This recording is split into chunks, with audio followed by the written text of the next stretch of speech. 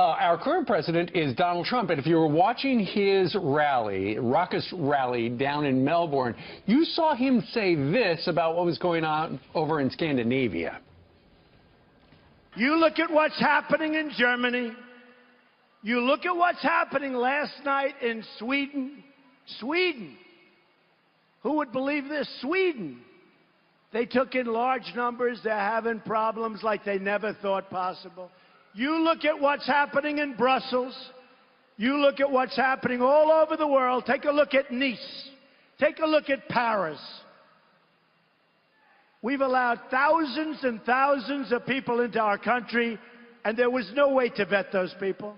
And so the next day, then, Donald Trump sent this out because people in Sweden were going, well, no attack here. And he tweeted this. This was his tweet. My statement as to what's happening in Sweden was in reference to a story that was broadcast on Fox News concerning immigrants in Sweden. You know, I found a quote, too.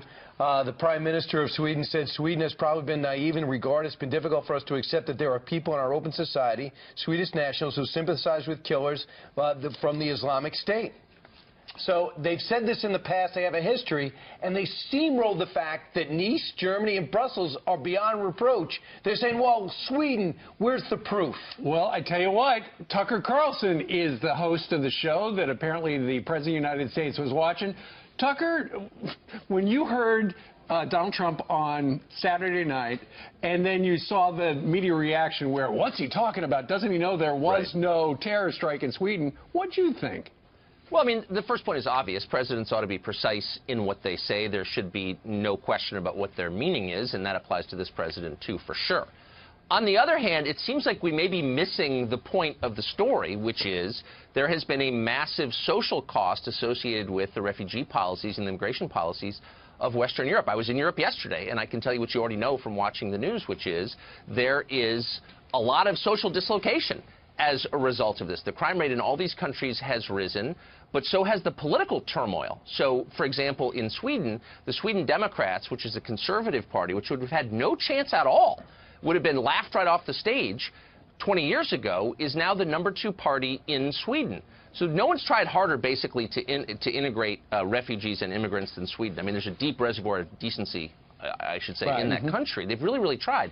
But it's caused massive, massive turmoil. The same is true, obviously, in France. Marine Le Pen is likely to win the first round of voting in France as a result of their immigration policy. Germany, by the way, if you're worried about German nationalism, and I think all of us should be a little bit worried about a unified nationalist Germany, their refugee policies under Merkel are guaranteeing that. So we're ignoring all this stuff. 50 years of immigration policy is coming to flower in Europe. We're not paying any attention. We're not drawing any of the obvious lessons from it. It's not working. That's the real point here. Absolutely. And no one can deny what's happening in Brussels, what's happening in France, and what's happening in Germany. And everyone, this is what drives Trump nuts. Everyone skips over that and says, well, wait a second, where's the proof of in Sweden? Is he just watching Fox News again? Well, Ami Horowitz did a documentary on it, and he was nearly killed over there. And he says Sweden is in denial about the danger of the influx of refugees.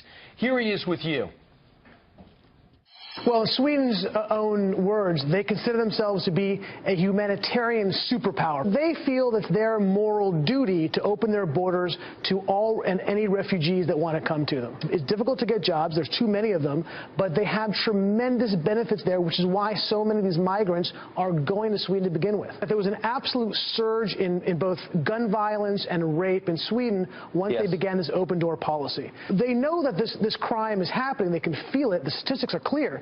But they would refer to what is the root cause behind it and say, oh, it's just more, it happened to be more violence. It's men who are raping people, not the refugees. They'll make excuses for it. So they have these, and what they really become are no-go zones. These are areas that cops won't even enter because it's too dangerous for them. This is the policy of the National Police Authority in Sweden, that the government has gone out of its way to try to cover up some of these problems. Okay, so that is the clip that President Donald Trump saw, and he was talking about Sweden. You see, Sweden last night, that's what he was referring to, Tucker, and you set that up perfectly. Meanwhile, mainstream media went crazy about it. Here's a snippet of that.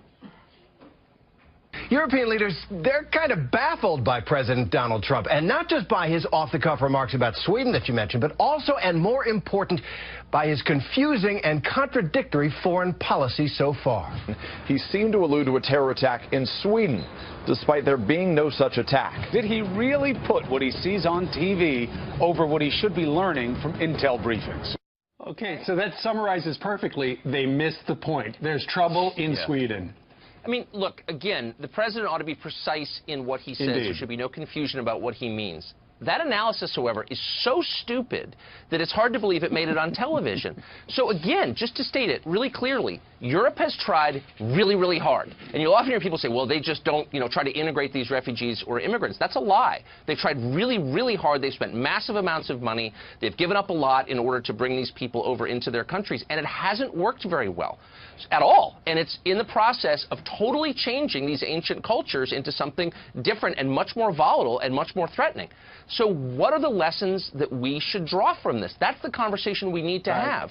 And good for Trump and good for anyone else who raises at least that question. Let's have an honest conversation about how you bring tons of people in and make them fully vested in your society. If they can't do it, how are we going to do it? Well, Tucker, you were on this couch when Angela Merkel decides I'm going to open the door to 1 million refugees. And if she looked at the person leading the charge, had the biggest heart and the smartest mind, a cutting-edge leader, and now she's on her political heels and might be calling it quits in politics because of that, and she's changed her policies. Donald Trump criticized her early and was criticized for it. Now he ended up right. Look what's happened in France. Sadly ended up right. Now, Sweden, you've enjoyed these last couple of days ridiculing our new president, right? Congratulations. You now have a microscope. We're going to take a look at what's really going on over there, because I see a list of a lot of things that are happening, and we're going to find out how the people of Sweden feel about the influx of refugees. Have they meshed in, or are they suppressing some crime figures? Well, of course they are. And look, all of this is a reaction to the Second World War, and everyone in Western Europe is terrified of European nationalism. And you can understand why, and we should be a little worried about it, too. If you don't want European nationalism, then you need to rethink how you're handling refugees and immigrants, because it's causing European nationalism. And again, the elites in those countries and in ours are so cut off from what the citizens they purportedly represent think that they just don't care at all. And they're going to find the backlash is bitter and bad and destabilizing. They're really reckless, What really reckless. What do you want to see from the president this week with the new immigration order, then, Tucker? I'd like to see, above all, the president and his staff explain clearly and calmly what it means for American citizens, what it means for citizens of other countries trying to come here, and most important, why we're doing it. Because, by the way, that has majority support in this country. Sure. Okay, if you explain it. Right. Tucker, and speaking of explaining things, that's the job of the media, to try to explain what's going on in the world.